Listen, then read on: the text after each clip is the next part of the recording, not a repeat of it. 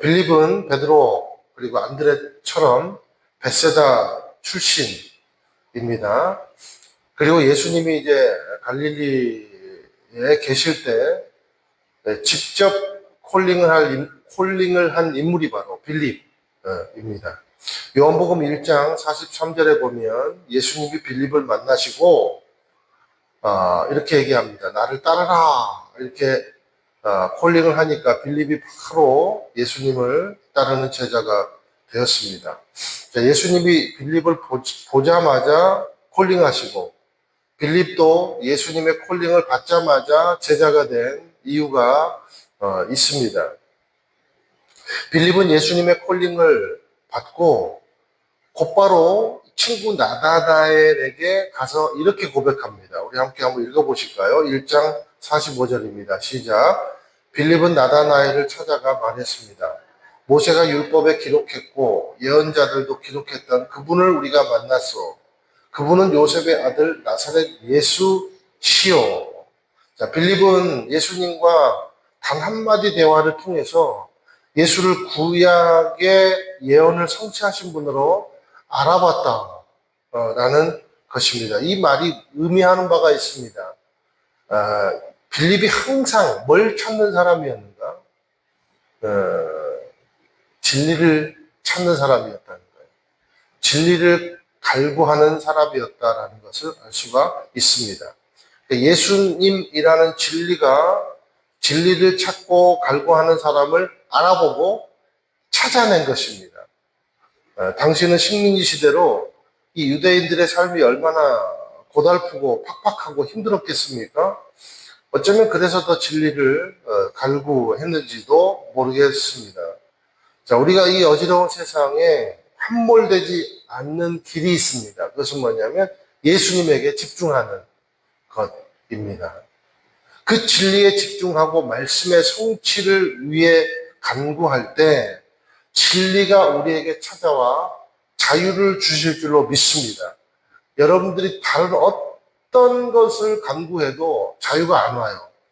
그런데 진리를 간구하면 자유가 임한다는 것입니다. 이 비밀을 아는 저와 여러분이 되기를 주님의 이름으로 축원드립니다. 자, 그럼에도 불구하고 안타까운 것이 있습니다. 빌립이 이런 예수님이라는 진리를 만나고도 못 고치는 습관이 있었다는 거예요. 그 습관이 뭐냐면 계산적인 습관, 그리고 굉장히 분석적인 습관, 그리고 시장 논리에 따르는 습관, 현실주의자, 이것을 못 고쳤다는 겁니다. 오늘 말씀이 바로 그런 말씀인데 우리 5절, 6절 함께 한번 읽어보실게요. 시작. 예수께서 눈을 들어 많은 사람들이 자기에게로 몰려오는 것을 보시고 빌립에게 말씀하셨습니다. 우리가 어디에서 빵을 사서 이 사람들을 먹이겠느냐. 예수께서는 빌립이 어떻게 하나 보시려고 이렇게 질문하신 것일 뿐 사실 자기가 하실 일을 미리 알고 계셨습니다. 자, 마태복음 4장 12절을 보면 요한이 감옥에 갇히게 됩니다. 그리고 이 감옥에 갇혔다는 소식을 듣고 예수님이 유대 지역을 떠나십니다. 그리고 가신 곳이 갈릴리로 가세요. 예수님은 이때 배를 타고 갈릴리 북쪽인 벳세다로 곧장 가십니다. 자, 이때 치유와 기적을 베푸시는 예수님에 대한 소식을 듣고 엄청나게 많은 사람들이 몰려들었습니다. 각 마을에서. 그래서 백길이 아니라 이 사람들은요, 육로를 따라 축지법을 썼는지 어떤 사람은 예수님보다 더 빨리 도착한 사람도 있었어요. 순식간에 예수님이 계시는 디베라 광야로 장정만 해가지고 남자만 5천 명이 모였다. 그래서 학자들은 15,000명 정도가 모였지 않겠느냐. 왜냐하면 오병이어 가진 소년도 있었잖아요. 개수가 되지 않은 그런 여자들, 어린 아이들 합치면 엄청나게 많은 사람들이 모였다라는 거죠. 자, 예수님이 이제 설교를, 하나님 말씀을 선포하시고, 그리고 치유 사역을 하시는 동안 시간이 많이 지체돼서 밤이 가까워 왔습니다. 그리고 예수님이 목자 없는 양 같은 큰 무리를 보시고, 왜냐하면 세례 요한도 잃었잖아요. 세례 요한이라는 큰 지도자도 잃어버리고, 그래서 예수님이 보실 때 목자 없는 양처럼 보였다는 겁니다. 그래서 예수님 불쌍한 마음이 드신 거예요. 그런데 여러분 6절 보세요. 여기다가 줄을 쳐야 돼요. 사실 자기가 하실 일을 미리 알고 계셨다. 자, 예수님은 이들에게 무슨 말이냐면 기적을 베푸시기로 결정하셨다는 겁니다. 결정하셨다. 마치 하나님께서 이스라엘 백성들을 광야에서 만나로 먹이신 것처럼 예수님께서 이스라엘 백성들을 광야에서 빵과 물고기로 먹이시려고 작정하신 거라는 거죠. 그래서 구약에 만나의 기적이 있다면 신약에는 오병이의 기적이 있다는 겁니다. 그런데 예수님 혼자서가 아니라 제자들을 통해서 기적을 베푸셔야겠다고 마음먹으신 것입니다. 그러고 나서 6절에 보니까 빌립을 테스트를 하십니다. 그래서 5절에도 빌립에게 우리가 어디서 빵을 사서 이 사람들을 먹이겠느냐 이렇게 빌립을 테스트하시죠. 그리고 예수께서는 빌립이 어떻게 하나 보시려고 빌립을 그러니까 예수님이 빌립의 성품을 아시기 때문에 빌립을 콕 집어가지고 이제 내가 내 성격 한번 고쳐보겠다는 거예요. 습관 한번, 기질 한번 바꿔보겠다는 거예요. 그래서 1대1 교육을 시키시는 것입니다. 우리 7절 한번 읽으실게요. 시작. 빌립이 예수께 대답했습니다. 한 사람당 조금씩만 먹는다 해도 200데나리온어치의 빵으로도 모자랄 것입니다. 자, 빌립의 평소 습관이 나옵니다. 빌립이 요즘 MBTI 엄청 유행이잖아요. 예, 극T. 예, 해당이. 저는 T 아니에요. 저는 굉장히 충동적이에요. 저는 무조건 그냥 떠납니다. 떠나서 결정해요. 뭐 숙박 필요 없어요. 그냥 가자 그러면 가가지고 거기서 다 한번 식사 장소 알아보고 그게 전 재밌어요. 근데 저랑 같이 사시는 분은 그게 안 돼. 그래가지고 못 정하지 않으면 못 가요. 이제 이 빌립도 극티에 이제 해당이 되는 사람입니다. 이해돼야 움직이는 사람. 여러분도 그런 분 있죠? 그리고 계산이 되고 견적이 나와야 몸이 따라가는 사람. 그 빌립이 이제 그런 사람이라는 겁니다. 그런데 이 성격이 예수님이랑 동고동락하면서 치유와 기적을 많이 맛봤지만 좀처럼 안 고쳐지더라는 거예요.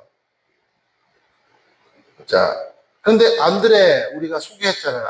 안드레는요 예수님의 말이 떨어지자마자 계산보다는 뭐가 더 움직였습니까? 발이 더 빠른 사람. 그래서 시킨 대로 먹을 걸 찾은 겁니다. 그래서 도시락 든 소년을 찾은 거예요. 그런데 빌립은요 요지부동이라는 겁니다. 요지부동. 바로 계산기를 꺼내갖고 두드리면서 예수님이 하늘에서 오셔가지고 잘 모르는 모양인데 이 땅의 일들은 잘 모르시는 모양인가 본데 여기는 제 고향입니다. 고향. 제가 더 잘 알아요. 도저히 이 지방에서는 견적이 안 나와요. 배민으로도 안 된다는 거예요.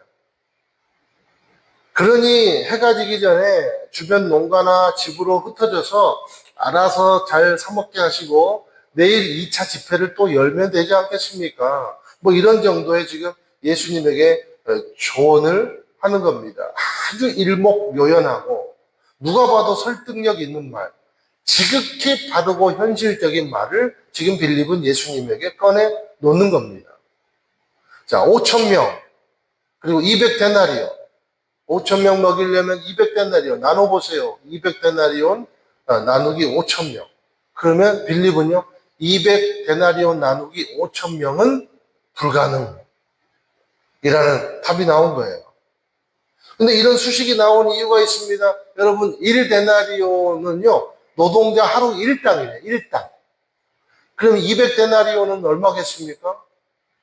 안 쉰다 그래도 안식일을 어기고 일한다 그래도 8개월, 7개월을 꼬박 거의 연봉치에 해당이 되는 겁니다. 한국 돈으로 환산하면요, 2,500만 원이 넘어간대요. 그러므로 2,500만 원이 어디 있어요, 예수님? 그러니까 불가능이라는 답을 계산기를 내놓는 겁니다. 근데 이런 의미에서 마리아가 예수님께 향유옥합 부은 게 얼마짜리예요? 300데나리. 그러니까 엄청나게 진심을 다해서 예수님의 마지막 장례 예배를 드렸는지 참 감동이 있습니다. 그런데 예수님이 오늘 6절 말씀, 그가 자기가 하실 일을 미리 알고 계셨다. 그러니까 예수님이 지금 이 사실을, 이 200데나리온이나 돈이 들어간다는 것을 몰라서 이렇게 물으십니까? 빌립의 논리는 이거예요. 사러 가야 합니다. 라는 시장 논리. 그런데 예수님은 의지하면 부어준다. 라는 영적 논리. 삼위 예수님께, 그러니까 삼위 예수님께 빌립은 어떻게 다가갔어요? 소비자 논리로 접근한 거라는 겁니다. 어쩌면 이런 의미에서 묵상해 봤어요. 현대 그리스도인들과 가장 많이 닮아있는 사람이 빌립이 아닐까 생각을 해보게 되었습니다. 자, 빌립은 문제를 해결할 방법이 세상, 즉 현실 세계 시장, 그러니까 마켓에 있다고 생각을 한 것입니다. 그래서 먹을 것은 곧 데나리온, 그러니까 돈과 직접적 연관이 있다고 생각을 한 겁니다. 그러니까 우리가 소양강 댐 그 넓은 식수를 보고도 돈 주고 사 먹어야 되는 편의점 생수를 생각을 한 거죠. 사랑하는 여러분, 바른 대답 속에는 기적이 누락되어 있어요. 바른 대답하는 건 좋아요. 그런데 때로는 거기는 기적이 누락되어 있습니다. 그러므로 믿는 자는 바른 대답을 하는 것이 아니라 예수님의 마음속에 있는 답을 알아보고 반응하는 것이 믿는 사람의 대답이라는 겁니다. 다시 설명을 드릴까요? 믿는 사람은 바른 대답을 하는 것이 아니라 예수님의 마음속에 있는 답을 알아보고 반응하는 것이 믿는다는 겁니다. 그러므로 여러분, 우리도 1대1을 할 때 하나님의 말씀에 반응하는 것이 기도다라고 배웠죠? 그거예요, 그거. 그게 바른 대답이라는 거예요. 그러니까 이걸 알았어야죠. 미리 알고 계셨다. 예수님께서. 작정하셨다. 먹이기로. 그러므로 내 경험치의 답보다 중요한 것은 경험하지 못했지만 의지하려는 태도, 순종하려는 태도라는 겁니다. 우리 누가복음 10장 21절 함께 읽어보실게요. 시작. 그때 예수께서 성령으로 하늘과 땅의 주인이신 아버지여, 내가 아버지를 찬양합니다. 이 모든 것을 지혜롭고 학식 있는 사람에게는 감추시고 어린 아이들에게는 드러내셨으니 말입니다. 그렇습니다. 아버지여, 이것이 바로 아버지의 은혜로우신 뜻입니다. 아멘. 자, 믿음은 논리와 학식에 갇혀 있는 게 아니에요. 근데 우리는요, 경험치가 쌓일수록 어떤 습관이 있냐면 의지하는 습관보다 계산하는 습관이 있어요. 그래서 나이가 들면 더 결혼을 못 한다잖아요. 혼기 놓치면. 그렇죠?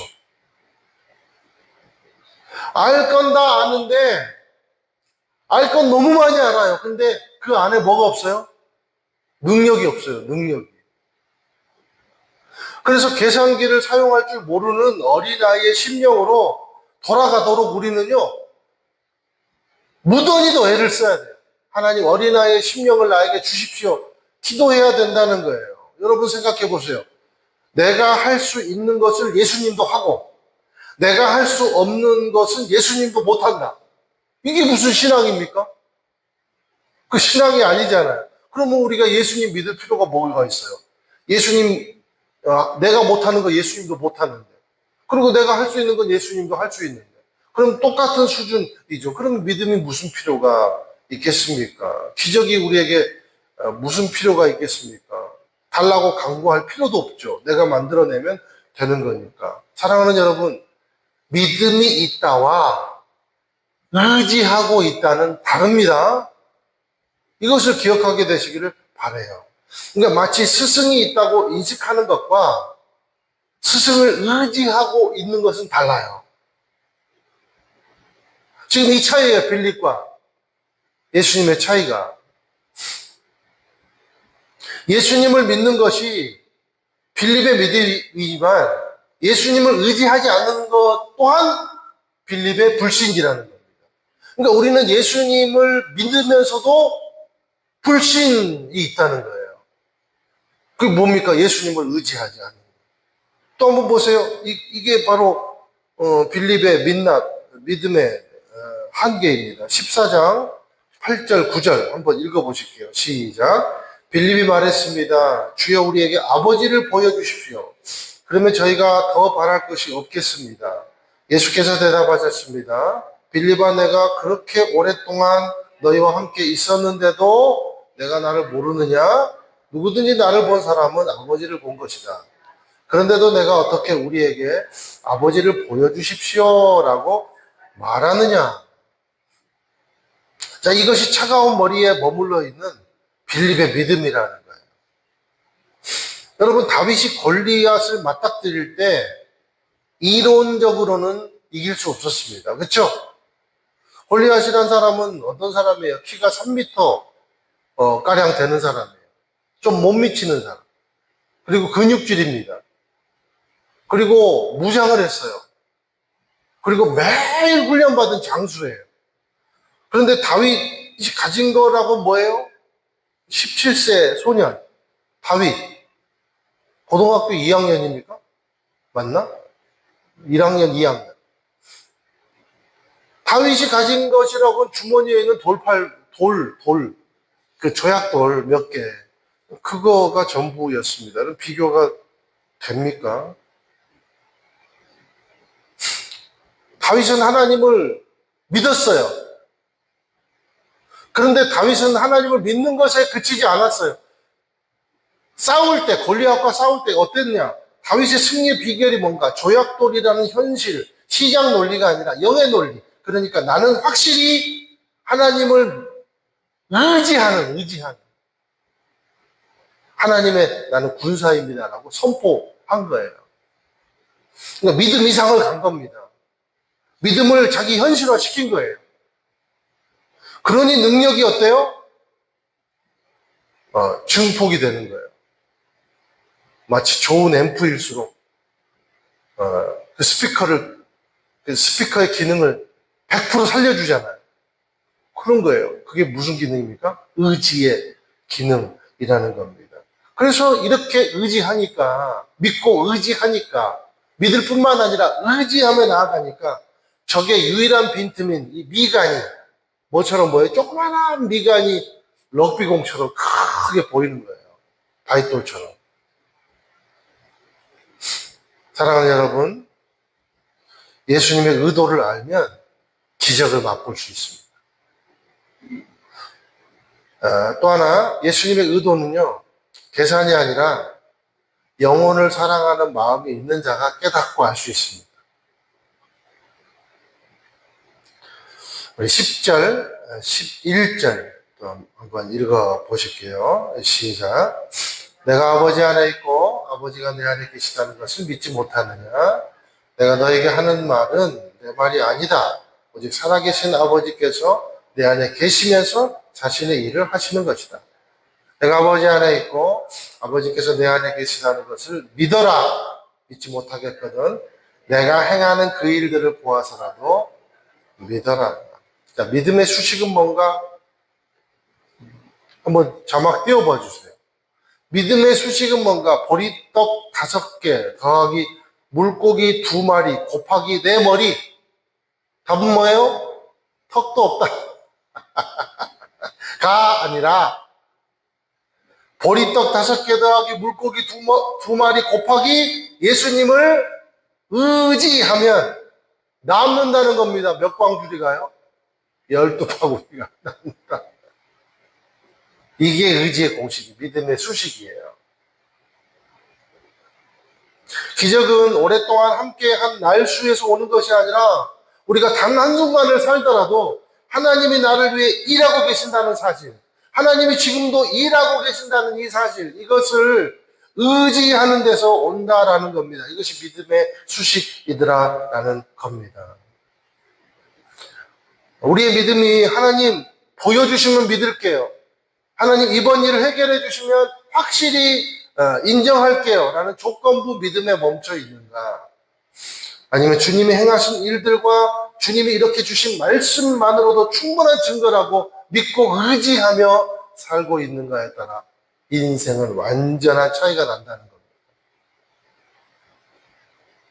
그런데 이 빌립이 예수님을 경험하고 성장되어 가면서 이 기적을 맛보고 하나님께 이제 예수님께 큰 것을 배웠잖아요. 그러면서 성장합니다. 어떻게 성장하느냐? 균형 있는 사람. 그러니까 T의 성격을 가지면서도 예수님을 의지할 수 있는 사람. 아주 균형 있는 사람. 신뢰할 만한 사람. 보기 좋은 사람으로 성장을 하더라라는 거예요. 자, 6장에서는 예수님을 믿지 않아 예수님을 곤혹하게 만들었지만 12장에 가서는 이방인들을 포용을 합니다. 누가요? 빌립이. 그리고 안드레와 함께 예수님께로 이방인들을 적극적으로 인도하는 중개자가 됩니다. 이게 왜 중요하냐면 우리가 이방인들을 배척했잖아요. 유대인들을. 아예 식사 자리도 함께 하지 않았습니다. 자, 빌립이 옛날 데이터만 갖고 있으면 머릿속 데이터만 갖고 있었다면 이방인들은 안 돼라는 계산과 수치가 그를 막았을 거예요. 그런데 예수님의 기적을 맛보고 예수님에게 배우고 난 뒤에 이제 공동체에게 지혜를 구합니다. 그리고 이분들을 예수님께로 인도해야지라는 포용하는 열린 마음이 있습니다. 균형 잡힌 영성을 가진 사람이 되어 있더라라는 거예요. 그러니까 자신의 꼼꼼함과 합리적인 태도를 이 제자도와 잘 배합을 시켜서 영혼을 구하고 안내하는 데 쓰더라라는 겁니다. 이것이 질서 있는 삶이라는 거예요. 이게 빌립이 예수님 만나고 진짜 질서가 잡힌 삶. 계산해서 질서가 아니라 아주 균형 있는 삶. 그 삶으로 말미암아 질서 있는 삶이 되더라라는 거예요. 그래서 영성, 지성, 야성을 겸비한 사람이 되어 있더라라는 거예요. 하나님은 우리의 기질을 절대로 부정하지 않습니다. 여러분 기질을 하나님은 인정해 주세요. 억지로 바꿀 필요는 없어요. 그런데 그 기질이 기질에 멈춰 있으면 성장할 수가 없다는 겁니다. 그래서 하나님은 우리의 기질과 삶의 경험을 어디로 인도하시냐면 비전의 바다로 인도해 주세요. 더 큰 물가로 인도해 주세요.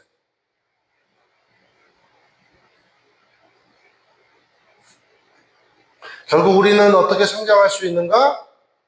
변화와 성숙의 바다로 인도하시는 하나님께 우리의 기질과 삶을 내어드릴 때 빌립처럼 성장할 수 있는 것입니다. 그러면 언덕을 넘어설 수 있어요. 창파에 배를 띄울 수 있어요. 내 주 하나님 넓고 큰 바다로 인도될 수 있더라라는 겁니다.